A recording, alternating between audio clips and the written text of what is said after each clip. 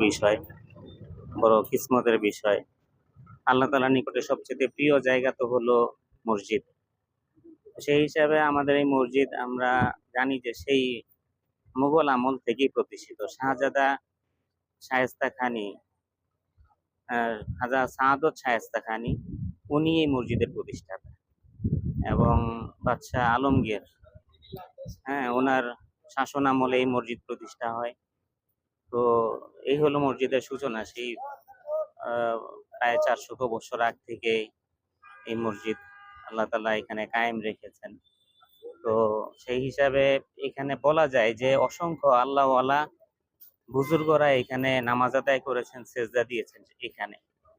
ফলে আলহামদুলিল্লাহ এই মসজিদ আল্লাহ তাআলার নিকটে কবুল, এটা বলার কোনো অপেক্ষা রাখে না।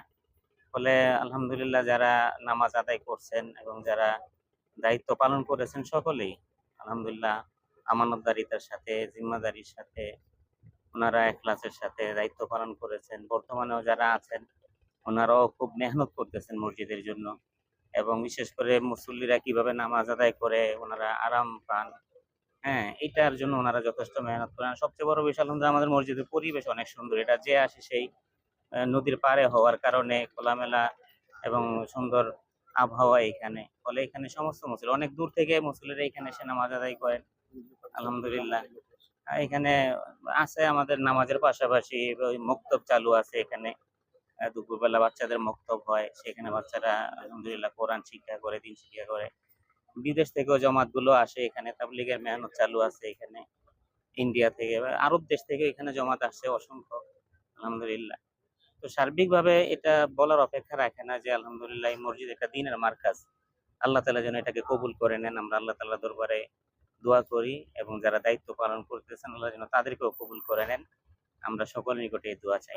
দীর্ঘদিন এই মসজিদে ইমামতি করতেছেন, তো আপনার নিজের কোনো অলৌকিক ঘটনা দেখছেন বা মাঝরাতে কেউ আইসা এরকম নামাজ পড়তেছে বা এরকম আপনি শুনছেন, এই ধরনের যদি কোনো একটা?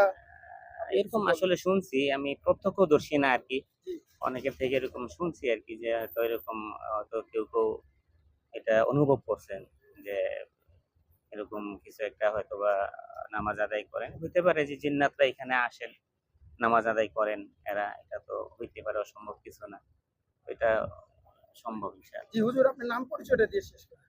আমার নাম মুফতি মোহাম্মদ ইমদাদুল্লাহ, আমার গ্রামের বাড়ি হলো কুমিল্লা।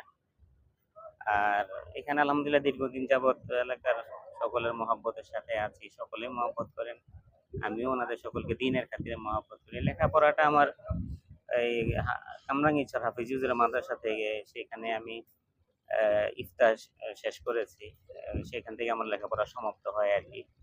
এরপরে এখানে খেদমতে আছি, জিম্মাদারি পালন করতেছি, এই আর কি। জি, আপনাকে অসংখ্য ধন্যবাদ। ধন্যবাদ সকল।